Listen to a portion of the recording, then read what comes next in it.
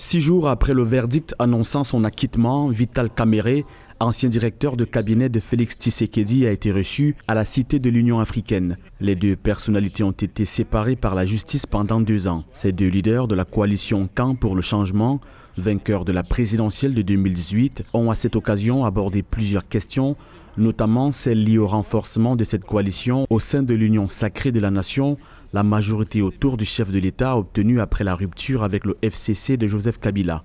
Quelle que soit l'épreuve qu'on endure, cette épreuve doit être en dessous de ce qu'on est déterminé à donner à la nation, à la patrie, à la communauté. Ce que j'ai à donner à la patrie est bien au-dessus de preuves endurées. Pour moi, j'ai appris beaucoup de choses en prison. La patience, la résilience. J'ai appris comment renforcer la foi en Dieu.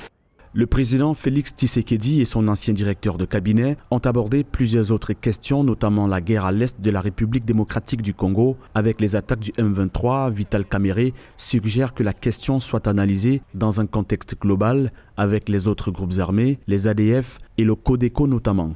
Quand nous avons pris le pouvoir, avec le président Tshisekedi en tête, le problème que nous devrions résoudre, c'était le problème de Beni avec les ADF Nalou, les Codeco à Ituri. Est-ce que le M23 n'est pas une diversion pour nous faire perdre de ces challenges que nous avions déjà presque gagnés? Et c'est dit, pour nous, nous devons mettre cela dans un cadre d'un plan bien étudié.